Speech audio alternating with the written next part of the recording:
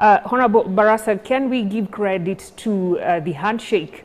You know, it seems that it has brought so much cohesion and, of course, continuity in matters development. First, I'm happy that tomorrow will be Tuesday. We'll be celebrating, you know, our Madaraka Day. But on the other hand, I'm also a very sad Kenyan that very many years after independence and many years also after the enactment of a new constitution that spell out how resources are shared in this country, we still have situations where the head of states visits a particular region with a basket of goodies. You wonder where the government was. Why was it waiting for the Madaraka Day before it goes there? Second thing is that we know the role of Parliament insofar as good allocation of resources is concerned. Parliament plays a very key role, of course, during budget making process. And I'm wondering where the project that His Excellency is taking to the Luo Nyanza, where the money that is going to fund them has come from, who has approved that kind of a money. And the Kenyans went to vote for a new constitution with one thing in mind, that development will never go to their particular areas because under the patronage or rather the whims of one person, but they will go to that particular area because we have structures and government, you know, entities that are able to develop budget policy statements, take them to Parliament so the Parliament can be able to allocate that kind of a money. And the reason as to why Kenyans fight to be on the negotiating table in Nairobi is because of such kind of behaviors that you only benefit as a region if one of your own is on the negotiating table. And even as we grapple with the attitude and the appetite of certain people to expand the executive, one wonders if that executive will be expanded to a level where each and every community is accommodated there, because the trend is that you only benefit if one of your own is a member of the executive. And we will want to see a country where, regardless of whether the president is visiting your area or not, you must be able to have a fair share of the national resources, or rather the national cake.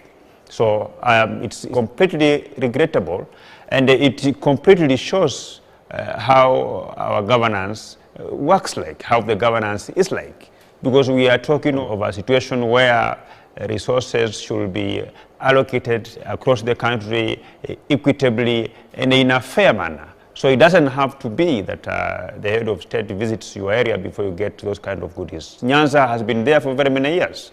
Those things have been there for very many years. I think it couldn't have waited until Raila Odinga engages in a handshake with the president before finally those developments are launched. And we're also wondering whether other regions are also going to line up their kingpins to engage in a handshake before they begin to have a fair share of such development. Yeah, but Honorable Didmus, don't you think, you know, the president at the same time has so much on his table, and it doesn't necessarily mean that because we have the Madaraka Day celebrations is the reason he's going there. Of course, we've seen him launching other different projects even in different other counties. And one thing for sure is that for development to happen, there must be money involved. And it's exactly what Wanjiku want to see.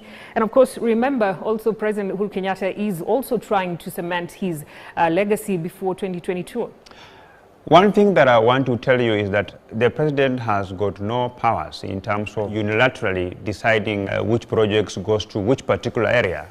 Such powers were taken away from him during enactment of the 2010 Constitution, and they were given to Parliament. They were given to Kenyans themselves. And you see, Parliament usurps the powers of the Kenyan people, and it's the only body in this country that is mandated by law to be able to distribute resources across this country. That's why Parliament and the Parliament's role insofar as budget making is not something that can wash it away. Now, it only makes sense if the president or the head of state will be able to issue out a calendar on how he's going to tour the whole country to launch the said projects. Because it's happening today in Nyanza, the people of Western Kenya are asking themselves, when is he coming to our region to also launch the same projects? The people of Central Kenya are also asking the same questions, and so is the people of Eastern and the coastal and even Northeastern people. So we should be able to advance our democracy to a level where governance also reciprocates to the level that it doesn't depend on the relationship of your leaders with the head of state. Kenya is one, and it doesn't matter the political leaders of Bungoma support the president or not. It doesn't matter whether the people of Rift Valley support the head of state or not. It doesn't matter the political alignment of the people from other regions, but it matters that all Kenyans, all regions are equal.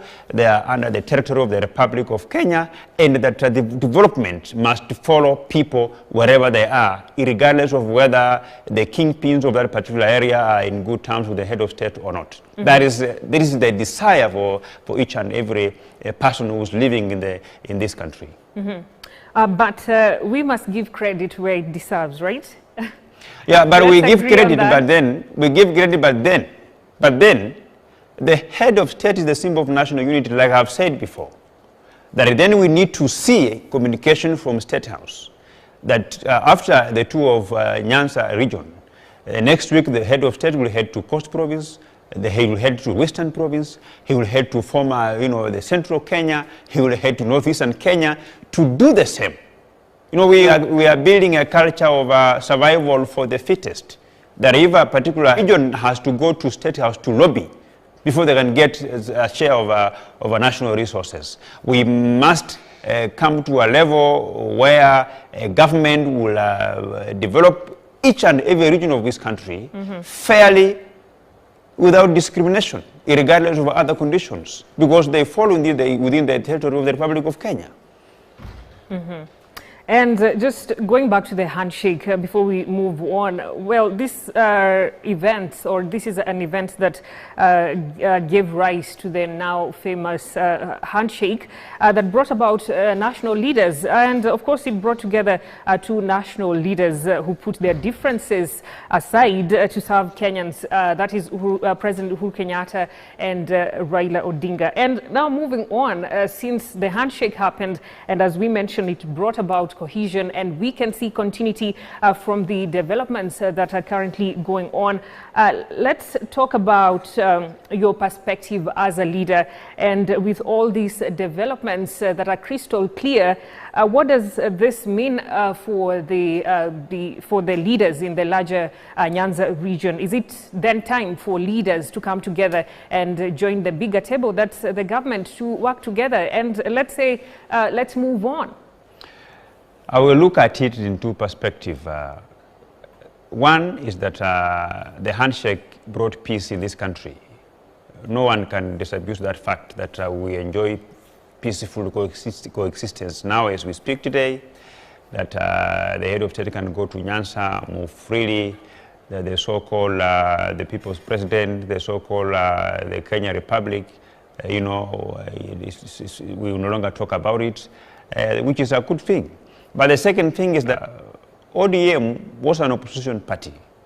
NASA was an opposition coalition. From the time that Raila Odinga engaged in the handshake with Uhuru Kenyatta, the opposition is really going to slumber.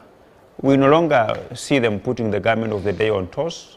The Kenyans, they went to the elections and say that we must have a minority party, a party that will act as the leader of opposition and put the government of the day on check. So we no longer see that kind of a thing, and we will agree with me that at least from that time, we have seen government, we've seen even the opposition leaders in the National Assembly seconding government bills. They're the ones who are defending the government record. They're the ones who are defending even the KEMSA scandal. So Kenyans are left on their own, because for the government to run smoothly, we must have an opposition party. And we are even discussing and seeing whether maybe in future we can enact laws that will ensure if the opposition party goes to bed with the government, then another party or rather another opposition group must be created and be recognized within the standing orders of Parliament. because that role is not being played properly as we speak now.